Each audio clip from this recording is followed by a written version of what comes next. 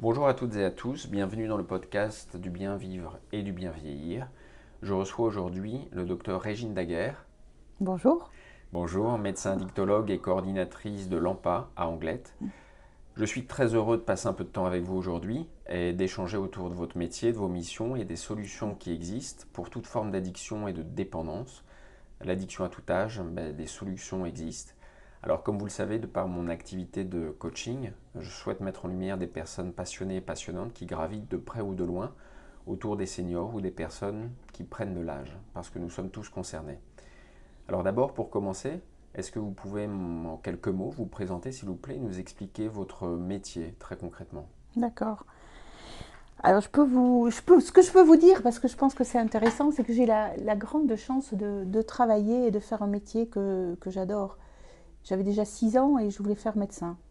Alors, c'était assez particulier chez moi parce que je ne suis pas du tout issue d'une famille médicale, hein, puisque du côté de mon père, ils sont commerçants et du côté de ma mère, ce sont des paysans basques qui n'avaient pas eu la chance d'aller à l'école. Donc, vous voyez, on était très très loin des métiers médicaux ou paramédicaux et moi, j'ai voulu faire ça très jeune. Alors, ça a un petit peu intrigué ma famille et ils m'ont laissé faire. Mais quand j'ai eu mon bac à 17 ans, j'aurais dit, bon, mais maintenant je vais à Bordeaux, hein, je fais mes études. Ben voilà. Et j'avoue que je suis pas déçue, quoi. C'est vraiment ce que j'attendais, ce que j'aime faire. Et maintenant, ça fait 37 ans que j'exerce. Donc, vous rajoutez quelques années de médecine dessus, ça fait plus de... On en est entre 42 et 45 ans, certainement, que j'ai commencé médecine et je l'ai jamais regretté. Et j'ai beaucoup de chance ici de travailler et de faire vraiment quelque chose que j'aime. Et en tant justement qu'addictologue, Oui. quel est votre quotidien, on va dire? C'est par rapport à vos patients, à vos... Alors moi je travaille ici dans l'association, alors vous avez dit l'AMPA, maintenant c'est AAF, Association Addiction France, mais ça m'agace tellement que je ne l'utilise pas parce que ça fait plus de 20 ans que je suis ici, ça fait 5 fois qu'on a changé et ça m'énerve. Bon, j'ai un sale caractère, hein, donc c'est normal. Bah, j'ai la chance aussi de travailler ici avec des collègues et on se connaît depuis 20 ans. Mhm. Donc on travaille bien ensemble, c'est un travail très très collectif. On a la chance aussi d'avoir un public très très diversifié, très différent. On peut voir des mineurs, on peut voir, comme vous l'avez dit très justement tout à l'heure, des seniors, puisque la moyenne d'âge un petit peu des personnes que nous accueillons ici est supérieure à 40 ans. On est autour de 42, 43 ans. Donc on a un public très diversifié.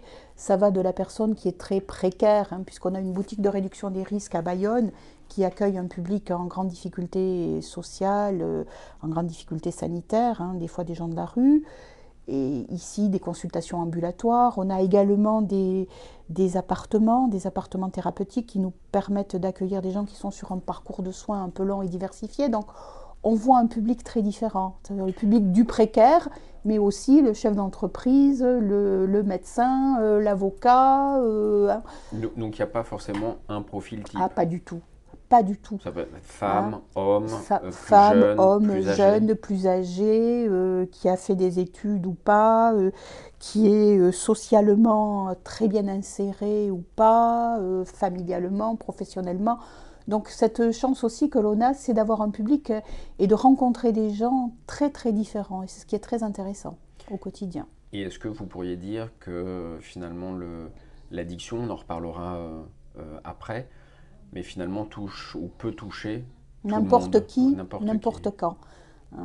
Alors après, le professeur Claude Lievenstein, qui a créé il y a maintenant plusieurs décennies la clinique Marmottan à Paris, qui a été une des premières cliniques à s'occuper des toxicomanes, disait que Mm. être addict un jour, être dépendant, c'est la rencontre d'une personne dans un contexte particulier avec un produit particulier. Alors bien sûr, la personne, elle est différente, elle peut avoir une vulnérabilité psychologique, médicale, etc. Le produit également, il y a des produits qui sont plus ou moins addictifs. Puis il y a des contextes de vie aussi qui vous mettent facilement en difficulté éventuellement avec un produit. Si tout vous est offert dès votre plus jeune âge, on sait que vous serez fragilisé adulte. Hein. Mais quoi qu'il en soit, et nous on le voit très bien ici, il ne faut pas grand-chose des fois dans la vie pour vous faire un peu déraper et pour vous mettre en grande difficulté à ce niveau-là. Et est-ce que vous pourriez en dire davantage sur les types d'addiction ou de dépendance que vous rencontrez tous les jours? D'accord. Alors, nous ici, nous sommes un XAPA généraliste. Un XAPA, c'est un centre de soins et d'accompagnement et de prévention en alcoolologie et en addictologie. Donc nous sommes généralistes et nous voyons tout type d'addiction, avec produit et sans produit. Nous sommes, d'expérience si vous voulez et d'habitude, on voit quand même ici des problématiques essentiellement alcool, hein, parce que c'est quand même le produit le plus facile d'accès et un des produits les plus problématiques. Alcool, tabac, cannabis, bien sûr, cocaïne. Il y a beaucoup de cocaïne ici, hein, déjà depuis plusieurs années. C'est en passe de devenir vraiment un problème de santé publique, hein, surtout parce qu'on est souvent dans les polyconsommations. Rares sont les gens qui viennent uniquement avec une seule consommation de produits. C'est souvent des polyconsommations. Mais on peut être amené aussi à avoir des personnes qui ont des addictions sans produits, l'écran, le sport, ça je suis tranquille de ce côté-là, ça m'arrivera jamais. Le chocolat peut-être, mais on n'en a pas encore croisé. Mais vous voyez, les écrans, ou bien des questionnements, parce qu'on n'est pas obligé d'être addict pour venir ici. On peut simplement se questionner en se disant, tiens, est-ce que j'ai pas un problème avec une consommation de produits? Il me semble que... Ou alors, on a aussi des familles qui viennent pour l'entourage, pour leurs conjoints, pour leurs parents, pour leurs frères, leurs sœurs, pour leurs enfants, bien sûr, et qui sont dans des questionnements, et qu'on peut recevoir et accompagner individuellement, ou on peut recevoir également avec la personne qui, a priori, ou du moins pour elle, fait problème. Et justement, avec votre expérience terrain, est-ce que vous avez vu une évolution, que ce soit des besoins, des demandes ou des diagnostics ces dernières années? Et si oui, dans quel sens? Oui. Alors, je dis, quand j'ai commencé, moi, avec mes collègues ici, on est plusieurs à avoir commencé ensemble, infirmiers, psychologues, éduques et moi-même. À la base, on était issus d'une structure qui ne s'occupait que des problématiques alcool et tabac, et qui faisait de la prévention. Donc, on a vu essentiellement des problématiques alcool et tabac, puisqu'il y avait notre centre qui s'appelait Bissia et encore un deuxième qui s'appelait Larit, qui eux voyaient des patients qui étaient plus dans l'utilisation de produits illicites. Donc, nous, on était issus un petit peu de la filière alcool. On s'est regroupé ensuite avec Larit il y a maintenant une douzaine d'années. Donc, ça pas généraliste, on est amené à voir donc, tout type de produits. Ce qui est sûr, c'est que l'alcool reste toujours un des produits majoritaires que l'on peut voir, ça c'est clair. On a vu bien évidemment une banalisation du cannabis, ça bon, la société, hein, toutes les études, les chiffres, etc., on le sait. Une grande utilisation de la cocaïne là depuis des années, avec une banalisation aussi de la cocaïne, parce qu'elle est très facile, on a un accès très facile à la cocaïne, parce qu'au niveau tarif, ça s'est beaucoup démocratisé. Hein, ce qui était très cher il y a quelques années, qui est arrivé par Bilbao et autres, maintenant, c'est très facile de le trouver à des prix, entre guillemets, passez-moi l'expression, raisonnables. Donc une utilisation qui s'est aussi banalisée. Si c'était à la base un produit d'élite, vu le prix, maintenant c'est devenu un produit courant, hein, qui est utilisé pour faire la fête, pour travailler, etc., etc. Et puis, ce que l'on voit quand même de plus en plus là ces dernières années, et qui certainement nous questionne et peut des fois nous mettre en difficulté, en tout cas complexifie beaucoup notre travail au quotidien, ce sont les comorbidités psychiatriques, c'est-à-dire des personnes qui de plus en plus ont des soucis et des pathologies mentales plus ou moins lourdes, avec des troubles de l'humeur, que ce soit des dépressions ou des pathologies bipolaires, des troubles de la personnalité. Et ça, on le voit plus. Ça, qui sont liés alors, qui sont liés ou pas, ou bien qui sont du fait aussi que, vous savez comme moi, que le secteur psychiatrique est en grande difficulté, a perdu des lits, a perdu des professionnels, donc on a compensé aussi peut-être, on a eu tendance à nous dire, bon, il y a une problématique addictive et psychiatrique, et bien vous allez pouvoir travailler un petit peu les deux. Mais c'est vrai que ça complexifie quand même le travail, parce que ça, il y a 20 ans, on ne l'avait quasiment pas. On avait des patients qui venaient nous voir parce qu'ils buvaient trop, parce qu'ils fumaient du tabac, mais on ne voyait pas. Ce que je crois aussi, c'est que quand même la société ou les relations sociales se sont beaucoup dégradées là ces dernières années. C'est ce que j'allais vous dire, c'est que finalement, est-ce que c'est pas lié justement à une espèce de souffrance psychologique et émotionnelle généralisée? Je pense qu'il y a beaucoup de choses et que tous ces facteurs-là sont intriqués. Les difficultés qu'il peut y avoir au niveau des secteurs médicaux, tels qu'ils soient, on sait que l'hôpital est en crise, et on le sait parfaitement, mais aussi une société qui devient de plus en plus violente, de plus en plus intolérante, avec des problèmes économiques qui sont malheureusement tant, avec le Covid qui a quand même beaucoup Mm. dégradé les relations humaines, hein, ça il faut le reconnaître, hein, Absolument. nous on l'a beaucoup ressenti ici, alors pas pendant mais vraisemblablement a posteriori, bon, les difficultés qu'il y a économiquement, là, ce phénomène de guerre aussi malheureux qu'il y a Mm. voilà, à l'orée de chez nous, hein, C'est des phénomènes anxiogènes qui sont des qui phénomènes provoquent anxiogènes aussi du stress, majeurs de qui, l'angoisse, de l'anxiété. Mm. tout à fait, Mm. et qui impactent psychologiquement très très violemment nos patients, qui pour certains sont déjà très fragiles. Donc voilà, on en met, vous savez, c'est un millefeuille, hein, on met des couches, on met des couches, on met des couches, et il arrive un moment où, ben voilà, c'est insupportable. Absolument. Et justement, en parlant euh, des personnes qui ont entre allez, 50 et 70, 75 ans, de par mon humble expérience personnelle ou professionnelle, bah, ils font face justement à de nombreux changements, de nombreux bouleversements, que ce soit bon, la fin de carrière, la Oui, retraite, l'isolement, le sentiment d'abandon oui, parfois, tout à fait. des deuils aussi. Et du coup, quel impact ces bouleversements ont-ils sur leur état physique, psychique ou même Alors, émotionnel selon vous? ce qu'on a remarqué, si vous voulez, là aussi, de plus en plus, j'ai l'impression, ces dernières années, c'est l'impact de la retraite. Mhm. L'impact de la retraite, je crois qu'il y a quelques années, c'était peut-être un peu moins mal vécu, peut-être un peu mieux préparé, peut-être sur des familles un peu plus structurées, moins en difficulté, où on se retrouvait un peu moins seul. Là, tout d'un coup, on se retrouve sans... Peut-être aussi parce que la société a certainement survalorisé la valeur travail, la Mhm. valeur argent, la Absolument. valeur... hein. Donc on se retrouve des fois du jour au lendemain, voilà, plus ou moins, on n'a plus d'activité professionnelle, on n'a plus cette reconnaissance-là professionnellement qu'on pouvait avoir. On n'a peut-être pas non plus bien préparé sa retraite. Mhm. Et nous, on a vu très souvent à ce moment-là des patients qui venaient au bout de quelques mois, au bout d'un ou 2 ans, avec en effet des consommations en particulier d'alcool qui avaient augmenté parce qu'ils se sentaient seuls, ils se sentaient vides, ils se sentaient inutiles. Et l'alcool avait pris progressivement de plus en plus de place.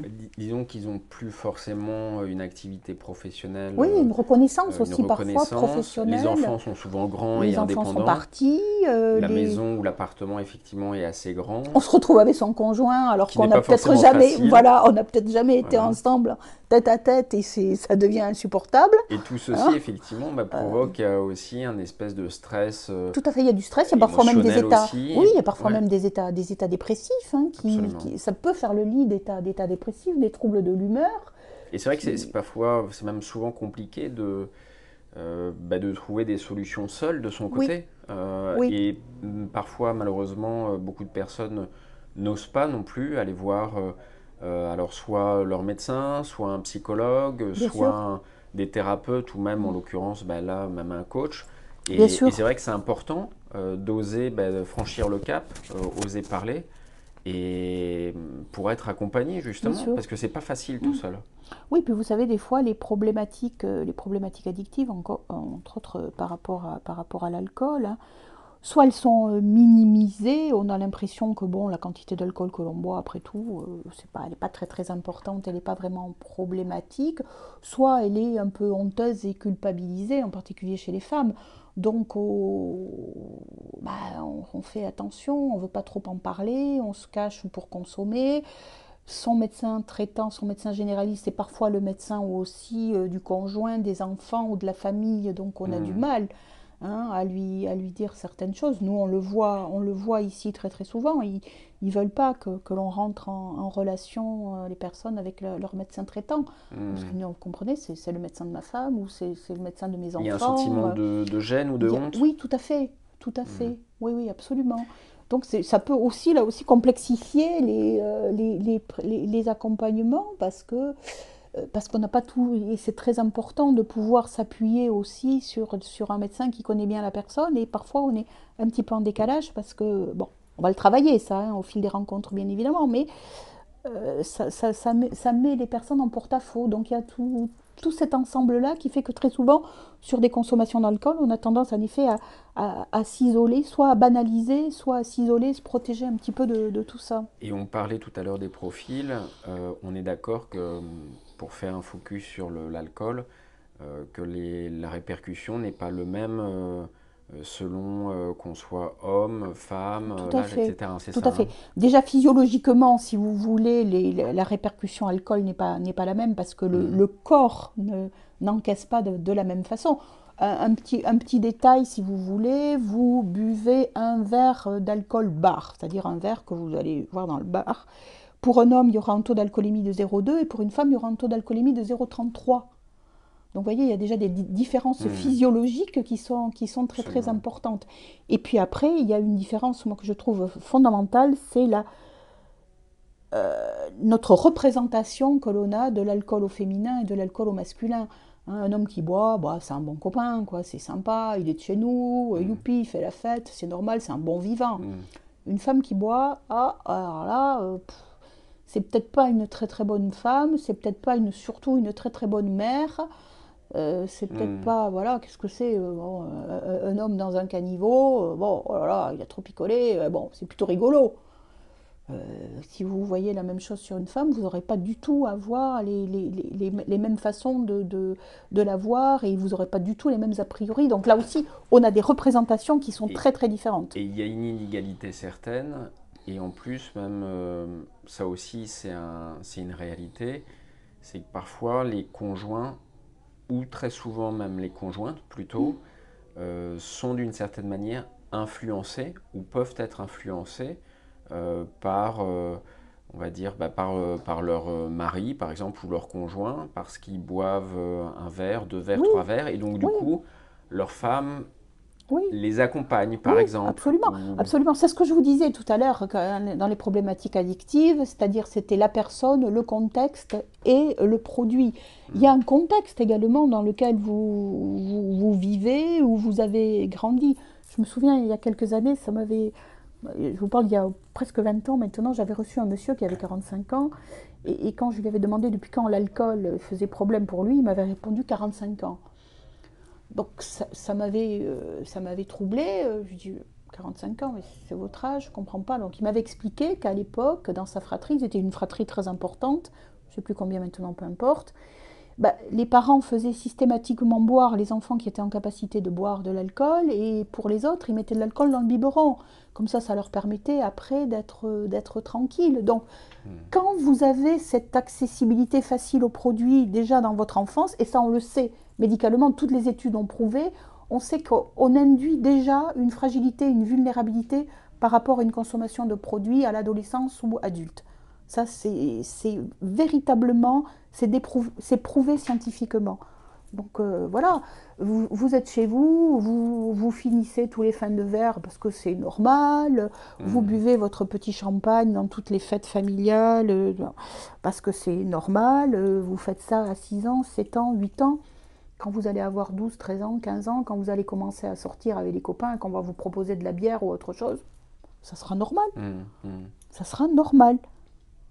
Alors, est-ce que c'est vraiment normal de commencer à boire? Je ne pense pas. Hmm. Surtout qu'on sait l'impact cérébral que ça peut avoir malheureusement. Mais voilà, vous êtes rentré dans un système qui fait que l'alcool fait partie de votre vie, fait partie de votre mode de vie. Et puis c'est aussi les représentations que tout un chacun en a. On n'imagine pas les fêtes de Bayonne avec de la grenadine et un Perrier tranche. Hmm. C'est Hein. culturel, Et on va dire. c'est très culturel ici, Hmm. c'est très culturel. Et Ici et même ailleurs, hein. ici et ailleurs, on est d'accord. Et c'est même dans notre histoire et dans notre tradition judéo-chrétienne. Hmm. Donc voilà. Donc se poser parfois des questions sur quelque chose qui paraît très, entre guillemets, normal et ordinaire, c'est parfois compliqué. Hmm. Et les Avoir du réponses, recul. bah ouais, et les Hmm. réponses qu'on en a, eh ben, des fois, oui, on s'interroge, on est inquiet, on vient se poser des questions, puisque ici on a des gens qui ne sont pas tous addicts, hein, qui viennent se poser des questions, ou bien des fois on se dit, oh, bah, écoutez, hein, on fait la politique de l'autruche, et puis on attend de voir, Hmm. Inch'Allah, quoi. Hmm. Sauf que l'alcool est un produit excessivement délétère qui malheureusement a un impact sur la quasi-totalité des organes du corps humain et au fil des années, au fil des consommations, c'est quand même de plus en plus problématique. Et si on a commencé à boire à 12-13 ans, bon, à 50 ans ou à 60 ans, on risque en effet d'avoir beaucoup de dommages associés. Et vous pensez justement qu'un accompagnement, on va dire, psycho-émotionnel, en plus d'un suivi médical nécessaire, justement peut être une aide, on va Oui, tout dire, à un fait. appui nécessaire ben justement contre la perte de sens, le sentiment d'incompréhension. On Tout en à parlait fait. tout à l'heure des différents Ouais, scénarios. ouais. On a beaucoup de chance ici, on est une équipe pluridisciplinaire, c'est-à-dire que vous pouvez, en venant ici, rencontrer un psychologue clinicien avec des sensibilités, soit de l'accompagnement individuel, soit de l'accompagnement de groupe, soit de l'accompagnement systémique, soit des TCC, etc. Vous pouvez rencontrer un infirmier, vous pouvez rencontrer des éducateurs spécialisés, des CESF, des travailleurs sociaux, vous pouvez bien sûr rencontrer des médecins. Donc cette pluridisciplinarité-là, elle est fondamentale dans l'accompagnement. On a aussi des ateliers thérapeutiques qui permettent de faire un travail de groupe, c'est très important. Mais bon, moi je fais partie peut-être d'une catégorie de médecins qui dit que bon, ben, la médecine traditionnelle, elle est très bien, elle est fondamentale, elle est incontournable, je dis bien incontournable. Mais après, voilà, on fait de la sophrologie, c'est très bien si ça vous aide et C'est si ça vous fait du complémentaire, bien, ça peut être c'est complémentaire. parfaitement complémentaire. Hmm. Hein. De l'hypnose, moi j'ai travaillé, j'ai fait un diplôme d'hypnose à la faculté de Bordeaux, c'est important. Le sport, c'est fondamental pour certaines personnes. On ne va pas tous se mettre au sport si on n'a pas envie. Par Hmm. contre, ça, pour certains, c'est très important et ça leur permettra de passer des fois des caps Pour difficiles. débloquer une situation ou Absolument. avancer plus Donc cet sereinement. accompagnement psycho-émotionnel que vous décrivez là et que vous préconisez, il est bien sûr excessivement important pour certaines personnes. Il faut que chacun trouve, et on est là un petit peu pour ça, parfois, ce dont il a vraiment besoin pour aller mieux. C'est ça qui est important. On n'est pas là, on sait très bien qu'on ne va pas guérir. Hein, Hmm. on ne va pas guérir tout le monde. Hein, on n'a pas cette prétention-là. Et justement, c'est des fois ce qui est compliqué parce qu'on est obligé de déconstruire beaucoup de choses qu'on nous a apprises. On ne va pas pouvoir sortir, entre guillemets, de l'addiction, tout le monde. L'important, c'est que les personnes qui viennent et que l'on accompagne, des fois pendant un temps, très ponctuellement, ou des fois pendant des années, au fil du temps, aillent mieux. Hmm. Et, C'est ça. et il faut aller mieux, mais pas dans notre conception médicale de la chose, c'est-à-dire guérir à tout prix, arrêter l'addiction. Bien sûr que des fois il faut, ben, c'est incontournable, Qui se mais, sentent mieux. mais qui se sentent mieux Hmm. hein, et qui puissent appréhender leur quotidien et bien, avec un petit peu plus de légèreté et beaucoup moins de dommages associés. Ça, c'est le plus important. Et merci beaucoup pour tous ces conseils. Et dernier point, dernière question. Est-ce que vous pourriez nous rappeler les démarches à suivre, par exemple, pour que ce soit nos auditeurs ou même l'entourage, on va dire, des personnes qui seraient concernées? Comment on peut venir vous voir ou quelle Ça, c'est démarche très à très simple. suivre? On a un petit coup de fil à Un passer. petit coup de fil, on prend un rendez-vous. Voilà, vous prenez un rendez-vous. Alors ici, bien sûr, ça peut être totalement anonyme si vous le souhaitez. C'est totalement gratuit, quel que soit le professionnel que vous allez rencontrer, quel que soit le temps que vous souhaiterez rester également dans notre structure. Alors c'est vrai qu'on a des petits délais d'attente, hein, qu'on a une procédure qui fait que quand on appelle, on prend un petit recueil de données et après toutes les semaines, on étudie un petit peu cette demande. Et on essaie là aussi pour avoir un premier accueil, parce qu'on a un premier accueil qui est fait systématiquement par un travailleur social ou par un infirmier. On essaie de voir avec la personne ce qu'elle veut, ce qu'elle souhaite, ses problématiques éventuellement. Puis après, on essaie d'orienter au fil des consultations au mieux la personne, si elle le souhaite, bien évidemment. C'est pas parce que vous venez ici que vous allez systématiquement voir un psychologue, un infirmier ou un médecin. Hein. Mhm. C'est vraiment à la carte, hein, suivant la personne. Hein. Donc on essaie d'accompagner au mieux et là aussi le temps qu'il faudra. Hein. On n'est pas, on a cette chance-là de pouvoir donner, dans la limite bien évidemment de nos disponibilités, mais des rendez-vous le temps qu'il faut. Si on doit voir la personne toutes les semaines, eh bien on essaiera en effet de la voir toutes les semaines. Si elle souhaite être vue tous les 2 ou 3 mois, ben elle sera vue tous les 2 ou 3 mois. On a aussi une petite spécificité ici assez particulière, c'est les obligations de soins. C'est-à-dire que très souvent, quand des personnes sont condamnées hein, à la Mhm. justice à être suivis par un Mhm. service de soins, on nous les adresse assez facilement. Donc on a une file active d'obligation de soins qui fait à peu près le tiers des patients que l'on accompagne. Donc là aussi, c'est, comme je dis souvent à ces personnes-là, la justice vous a demandé de venir, vous a condamné à, entre guillemets, à être soigné, si tant est qu'on puisse être condamné à être soigné. Mhm. Et nous, on est condamné à vous recevoir. Donc autant que ça se passe Mhm. du mieux que possible. Donc on essaie toujours, si vous voulez, face à la personne, de s'adapter au mieux à ce qu'elle veut faire, à ses besoins, et d'essayer de l'accompagner au mieux pour ce qu'on a défini très clairement tout à l'heure, un Mhm. mieux-être au quotidien. Un mieux-être. Physique, psychologique, global. Hein, la personne dans sa globalité. L'importance pour nous, c'est qu'elle aille mieux. Et comme je le dis souvent aussi, voilà, bien vivre et bien vieillir. Absolument. Bon, Autant merci en que tout faire se cas. peut. Merci en tout cas, Merci à vous. Régine.